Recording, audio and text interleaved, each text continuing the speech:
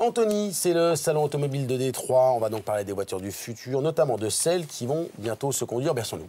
Bah voilà, sans conducteur, c'est pas mal. En plus, on peut piquer un petit somme comme ça au volant. Je sais pas. Faut être assuré, hein, mais évidemment. Alors, confiance. Google fait des expériences dans ce sens depuis un petit moment. Et puis là, il y a des vrais constructeurs qui s'y mettent, notamment Toyota. Donc, vous voyez, ces voitures, elles sont bardées de capteurs. Il y a une espèce de périscope un peu bizarre sur le toit. Donc, ça leur permet de reconnaître les feux rouges des feux verts, de capter les lignes blanches au sol, de capter aussi le trafic en sens inverse. Ça peut être pratique quand il n'y a pas de pilote. Ça, c'est un modèle qui est présenté par Audi. C'est assez spectaculaire. Donc, il n'y a plus du tout de pilote. Cette voiture, donc elle se pilote toute seule, elle se gare toute seule, on peut même la piloter par smartphone. Et alors, bon, ça peut sembler comme ça très dangereux, hein, ça peut faire peur. Extrêmement effrayant. Oui, c'est très effrayant.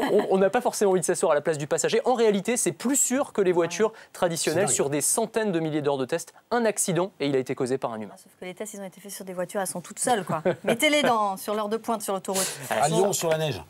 Par exemple. Bon, des voitures de plus en plus connectées, en tout cas. Oui, de plus en plus connectées. Alors, Visteon, qui est un équipementier américain, s'est dit à quoi va ressembler la voiture en 2020.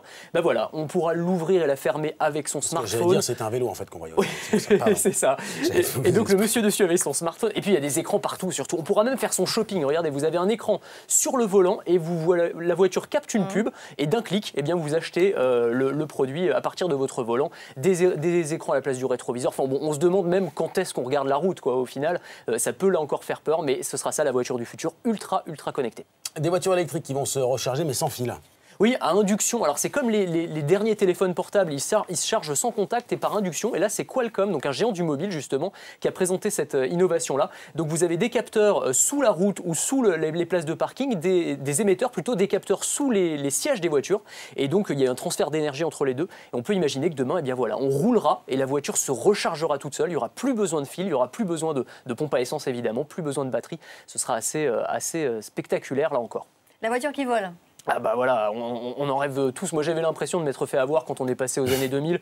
On avait promis des voitures qui volent, ça n'arrivait pas. Et bah voilà, elles arrivent. Ça arrive pas toujours les bah rêves, ouais, Anthony. je sais. Mais celle-là, je la voulais. Alors c'est la transition, ça s'appelle la transition. Celle-là que vous vouliez, je suis déçue. Ouais, j'avoue. Bon, niveau design, on a vu mieux. C'est un peu le pot de yaourt avec des ailes. Mais quand même, voilà, cette voiture qui vole, elle existe. Donc les ailes se plient. On dirait un film de Louis Funès. Franchement, c'est ridicule. J'aime bien la maison en fait.